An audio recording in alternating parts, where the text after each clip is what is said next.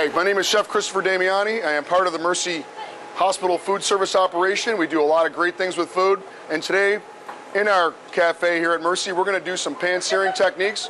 We just finished off a salmon technique, and now some of my coworkers would like to see beef.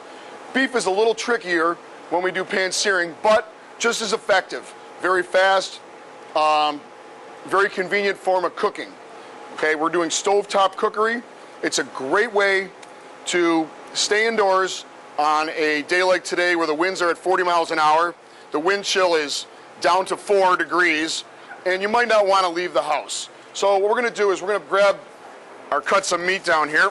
You're going to look at it here. We've got some cuts of meat, and when we look at pan searing, they need to be a ½ inch thick or less. And these are about 1 inch. And what I did is I gently pounded these mini sirloin fillets out till they're about 1/4 inch to a ½ inch thick. And that's going to let my cooking time really speed up. It's going to make my degree of doneness, when I say degree of doneness, the pink or the browning inside the meat very even. So it's going to look very nice when I'm done. And we're just going to go through that real quick with you because I have a little boy at home who's 12, and I taught him the other day to do this. So we're just going to go over it real quick. Take my fillet, I get my grain standing up, and I do put some saran wrap down, a little saran wrap on top. I'm going to pound this gently with a meat mallet. I'm going to use the pointed side of the mallet because I want it to gently grab the meat. And if you look, I'm not cracking at it like that. I'm just gently letting the meat mallet make contact and gently come down. I'm using the strength of the mallet itself, the weight of the mallet to come down, and I'm just bringing it down gently. This can be done on any protein product. Say you go to the store and you come home and you got these giant chicken breasts that really are too big and they're inconvenient. What you want to do is you want to get some saran wrap top and bottom. And I'm going to flip it over and I'm going to gently tap the backside to really tenderize that meat. So I've done 2 things. First, I made this product into a shape that works for pan searing. If you can see that now, you'll be able to look and see that it's a nice, all the way through, a nice even, I'd say we're at 1/4 inch. Okay, we're going to do a few of them at once. We're going to demonstrate the power of pan searing and how convenient it is. Okay, so I have my pan, I've been warming it up, I'm on medium-high heat, and I'm looking for faint smoke because I'm going to add a little olive oil. I'm going to slowly heat down. Our pan's hot. My mise en place is all set up, and we're going to walk through the mise en place before I go any further. Okay, mise en place means everything in its place. And it's critical because I don't want to be running around. I don't want to make a mistake. And because I have everything in its place, I'm able to stand right here and do this very simple without running around my kitchen, back and forth to the fridge, back to the sink, and so on and so forth. So let's walk it down. We've got some flour, okay? Basic all-purpose flour. You could use any flour you want. If you were a whole wheat fanatic, you wanted whole wheat flour, great. You could use rice flour. Let's say you're a gluten-free person. You could use rice flour. It will effectively work the same way. You could use no flour at all. It doesn't matter. We're using this because we're going to make a wonderful sauce here out of these basic ingredients. I've got salt and pepper. I've got pure olive oil. And I say pure olive oil, not extra virgin olive oil, pure olive oil. Why is pure olive oil good? Because it's got a little higher smoking point and it's going to hold up under the heat for me when I handle my protein. I've got a little white wine. It's a cooking wine. We're using white today. I don't happen to have any red. But if you're doing a wine, you might want to use a red wine, a Merlot, a Cab, anything along those lines. And if you're having one for dinner, feel free to open it up and maybe put a little splash of wine in your cooking. I've got a little brown sauce. This is a basic brown gravy. I'm not going to get fancy with you. You know, it's an Espanol sauce if you're in culinary and you like all those fun terms. Okay, and I've got a ladle. It's a 1-ounce ladle. And I'm going to be able to portion that properly, but it's just a brown sauce. You can make it up or buy it pre-made. In our heavy, thick pan, I like a thick gauge pan, by the way, and I am using a non-stick surface. I always recommend non-stick surfaces. Makes it easy on you, makes it convenient for the cleanup.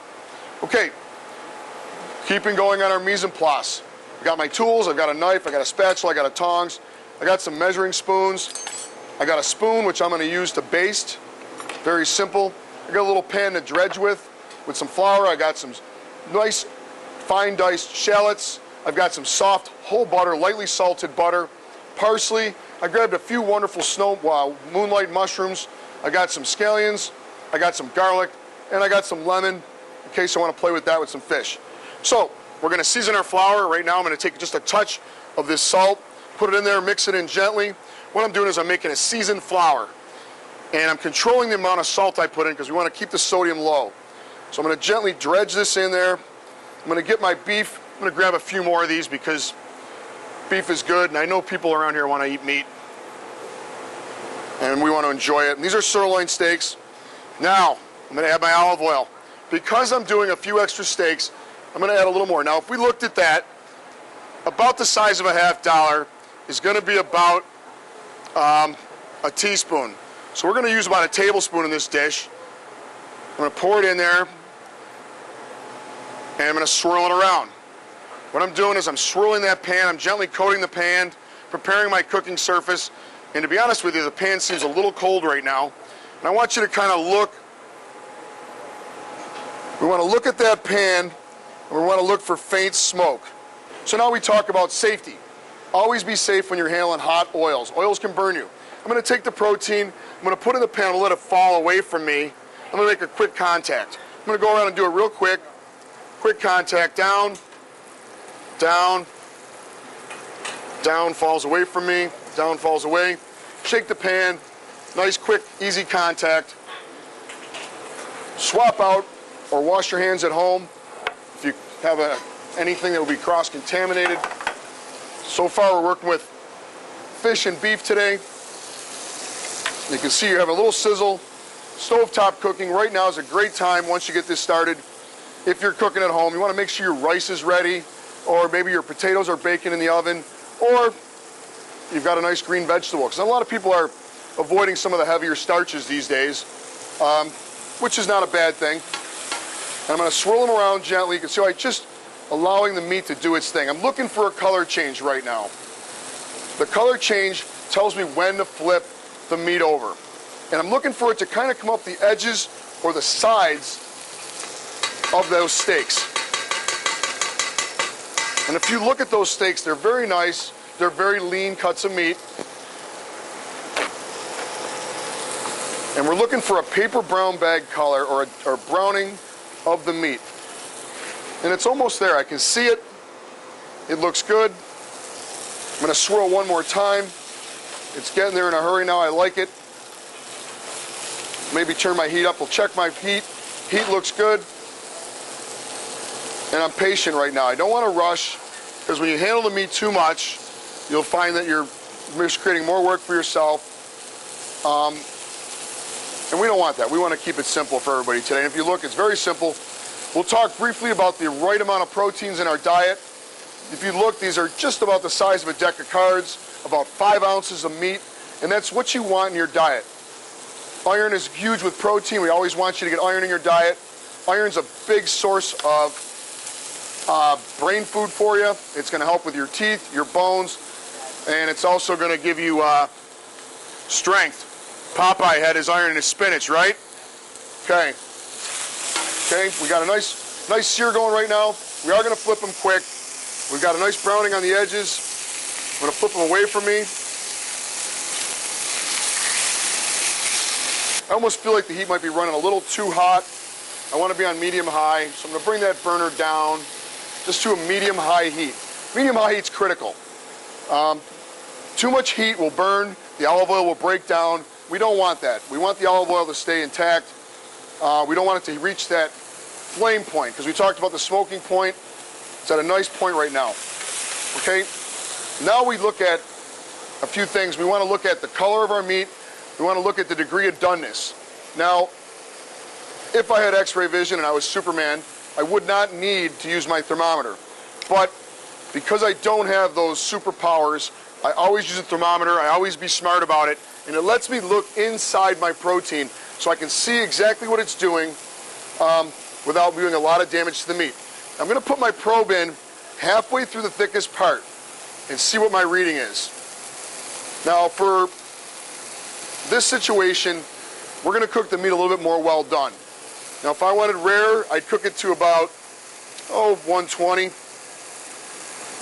125 for medium rare, 130 for medium, and 140 for medium well, and 145 and up for your well dones. Right now we're getting some good readings. You can see the blood's coming out of the meat. And we're going to shake that loose gently. See, they just gently break away. And this is why I like Teflon. But if you want to use cast iron's great too. Cast iron provides more iron in your diet. It does react. Teflon's a non-reactive substance. It's not going to react with the meat. There is no transfer of qualities. Okay, we're coming to our finish now. We're at the finish line. The meat looks good. I've got the degree of doneness I liked. The thermometer read out at about 135. We'll do it one more time, halfway through the thickest part. Get a good reading. 130, 132. So we're going to make them nice, medium. Beth, do you like medium? Medium's good. Okay, so now we're going to, with the fish, we turned our heat completely off. We're going to lower our heat. I'm actually going to start by moving the proteins to the one side of the pan, all in one pan. I'm going to put probably a tablespoon of shallot.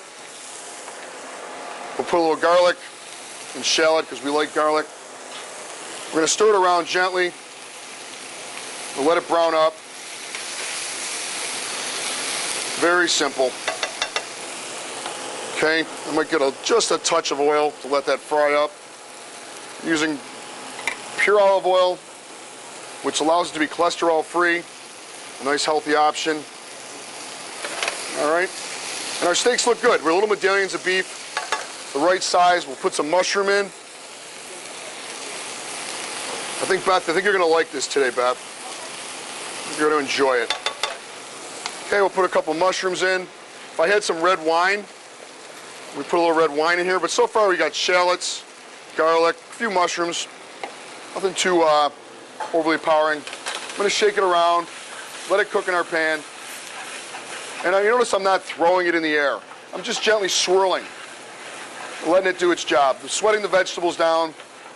If I had the red wine, now's a good time to add wine. We're just gonna bring the pan over, add some wine. If I had red, it'd be a little bit better, a little fuller flavors.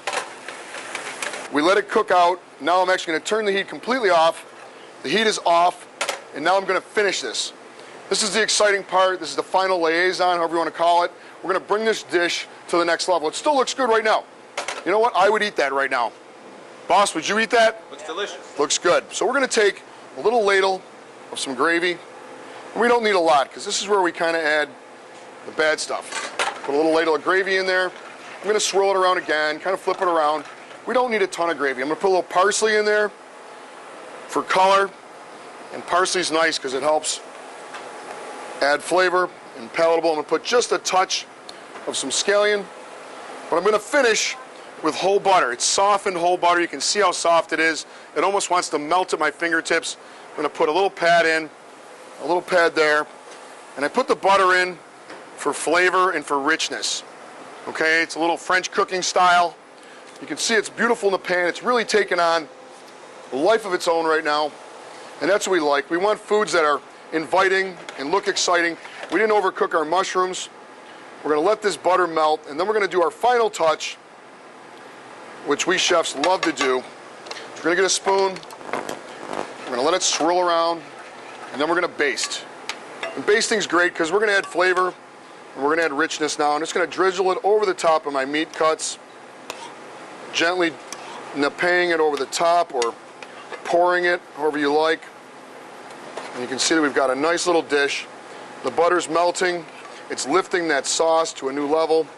It's making it very velvety, very rich, very comforting. Okay, so our dish is essentially done. And it was fun, it was easy, it was quick. I'm gonna clear our table here real quick, and we're gonna cut some samples. And now we're gonna turn to anybody who'd like to have a sample today. And maybe we'll make a tray of samples and we'll take them out to our cafeteria and let some of those people eat. All right, let's cut some meat up, let's have a little fun. I'm gonna put it right on the board here. You can see it's nice and tender, and I'm using a French knife to cut it. We'll make some samples.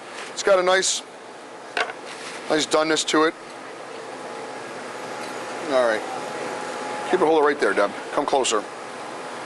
I'll just put them in just like this, and then I'll add some sauce in a minute. Actually, no, we'll just dredge them.